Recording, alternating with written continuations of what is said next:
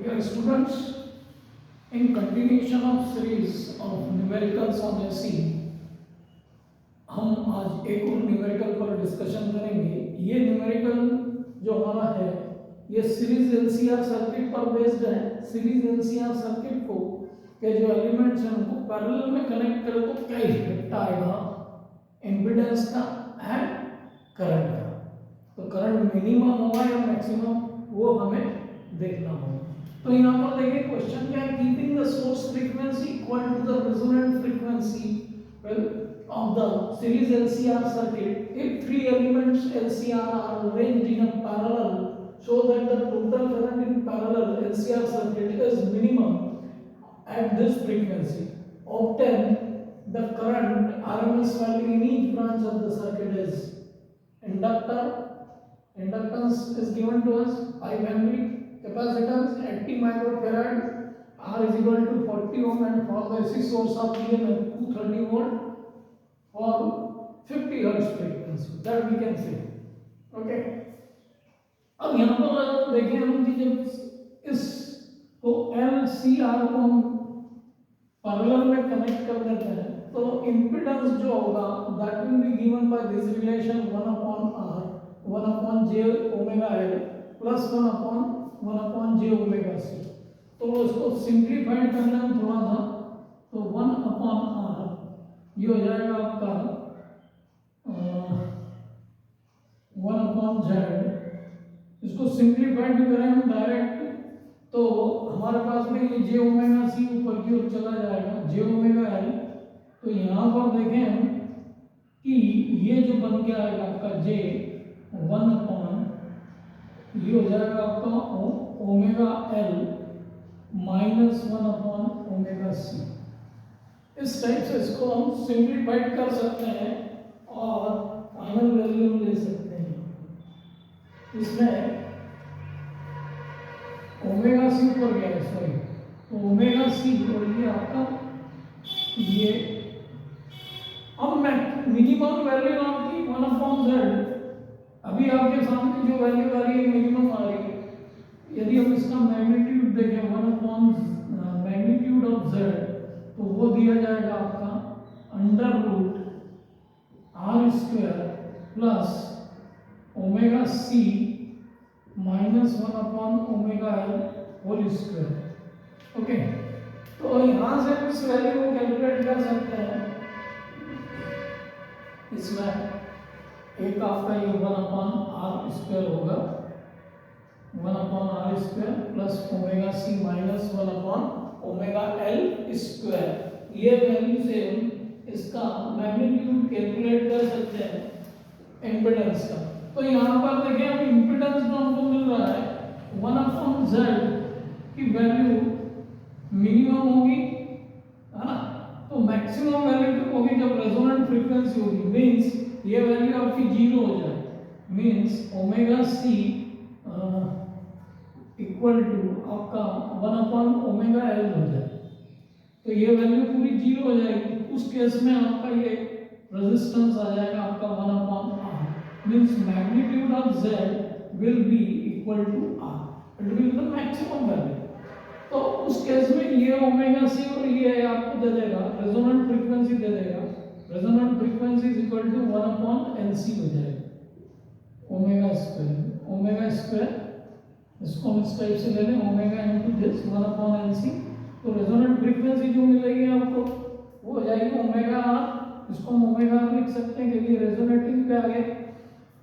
तो omega R is equal to 1 square is equal to 1/LC हो जाएगा। अब यहाँ पर देखेंगे हमको मैग्नीट्यूड जो है इसका मैक्सिमम कब आ रहा है रेजिस्टेंस के इक्वल हो गया मींस मैक्सिमम वैल्यू आपको यहाँ मिल रही है। तो यहाँ पर हम देखेंगे हमको जो IRMS करंट मिलेगा वो कितना मिल रहा है। तो IRMS करंट देखें हम तो 230 वोल्ट की सप्लाई है आपके पास में और उसको यदि हम रेजिस्टेंस से डिवाइड करें तो रेजिस्टेंस कितना है आपका 40। तो ये हो जाएगा आपका 23/4 मींस 5.75 एम्पीयर। ये वैल्यू आपकी IRMS की आ गई इस सर्किट के लिए जब एसी सप्लाई 230 वोल्ट का हम दे रहे हैं, रेजिस्टेंस में क्या हमको सप्लाई मिलेगी उसको हम देखते हैं। तो IRMS is equal to 230 volt का है, इसकी क्रॉस 230 यहाँ पे भी 230 होगा, 230 यहाँ भी होगा, 230 यहाँ भी होगा। तो 230 will be divided by resistance, that is 40, means 5.75 ampere. Okay, अब हम देखें इंडक्टेंस में हमको क्या मिलता है। IL RMS ले लें तो इंडक्टर आपका 230 volt divided by XL means 230 divided by XL means omega into L, और 230 ओमेगा की वैल्यू आपकी 50 है, सप्लाई फ्रीक्वेंसी जो होती है 50, और इंडक्टर जो आपका 5, तो इसको हम कैलकुलेट कर लेते हैं। तो ये हो गया आपका 23/25। तो सिंपली हम देखें तो इट इज 0.9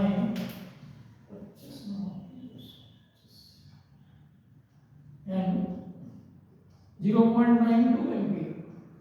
अब इसी तरीके से हम इधर कैपेसिटेंस के थ्रू जो करंट फ्लो है उसको भी कैलकुलेट कर लेते हैं। तो 230 अपॉन XC, और XC इज इक्वल टू होता है आपका 1 अपॉन ओमेगा C। तो XC की वैल्यू कैलकुलेट कर लेते हैं हम। ये हो जाएगा आपका ओमेगा, कैपेसिटेंस आपका 80 इंटू 10⁻⁻⁶ है, इसको कैलकुलेट करेंगे तो ये हो जाएगा आपका 5×40, और ये 2 जीरोस 10⁻⁻�6, तो ये बन के आ गया XC आपका 2 जीरो इसमें से कम होगा 1000 डिवाइडेड बाय 4 मींस ये हो गया आपका 250। तो XC की वैल्यू हमको 250 मिल गई है, तो हम यहाँ IRMS निकाल लेते हैं कैपेसिटेंस के लिए। 230 डिवाइडेड बाय 250, तो ये हो जाएगा आपका सिमिलर है रिजल्ट 0.92 एम्पीयर। अब दो वैल्यूज हमको मिल गई, इसमें करंट 0.92 एम्पीयर और इसमें भी करंट 0.92 एम्पीयर है। और यहाँ पर देखने वाली बात यह है कि जब आप इंडक्टर में करंट देते हैं, मतलब सप्लाई देते हैं, तो करंट इन जो वोल्टेज है और करंट के बीच में जो रिलेशनशिप होती है वो क्या होती है, current lags behind the voltage by 90 degree. Similarly in capacitance current leads the voltage by 90 degree. तो यहाँ पर हम देखेंगे दोनों की डायरेक्शन एक दूसरे के अपोजिट है और सेम अमाउंट का करंट है, ये 180 का फेज हो गया है ना। यहाँ पर यदि वोल्टेज को ले लें, वोल्टेज, और यहाँ पर हम करंट ले लें IC, और यहाँ करंट ले लें इंडक्टिव करंट, तो दोनों जो करंट है एक दूसरे से 180 पर है, मतलब दोनों एक दूसरे के अपोजिट है, equal in magnitude, opposite in direction. तो यहाँ पर दोनों में जो इनमें इंडक्टर और कैपेसिटेंस में जो करंट फ्लो होगा वो एक दूसरे को नलिफाइड कर लेगा। अल्टीमेटली जो करंट होगा वो R रेजिस्टेंस वाली वैल्यू का होगा, मिनिमम करंट। तो IRMS इज इक्वल टू आपको 5.75 एम्पीयर, ये जो वैल्यू आ रही है यही मिलेगा। तो इस तरीके से हमने एक क्वेश्चन को जो कि सीरीज LCR को कन्वर्ट करके पैरेलल LCR में किया, और क्या इफेक्ट आ रहा है फ्रीक्वेंसी का जब we are getting omega C is equal to 1 upon omega, means inductive reactance और कैपेसिटिव रिएक्टेंस में रिलेशन हमको ये मिल रहा है।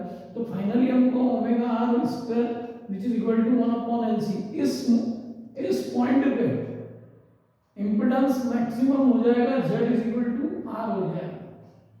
ओके, तो Z is equal to R के बेस पे हमने करंट कैलकुलेट किया and that will be the minimum current. Okay, so इस तरीके से हम जो न्यूमेरिकल्स कर रहे हैं उनको किया जा सकता है, और numerically you can do it very easily, then you can do the MCQs जो कि न्यूमेरिकल के फॉर्म में क्वेश्चंस होते हैं, उनको आप अच्छे से कर सकते हैं। तो आने वाले समय में हम न्यूमेरिकल्स के साथ साथ MCQs वाले भी क्वेश्चंस लेंगे जो कि आपके बोर्ड में भी पूछे गए हैं, साथ ही साथ में JEE मेंस और एडवांस में ही पूछेंगे। तो हमारे साथ बने रहिए, चैनल को सब्सक्राइब करें और अपने साथियों को शेयर भी करें। You will get more questions on this. Please join us.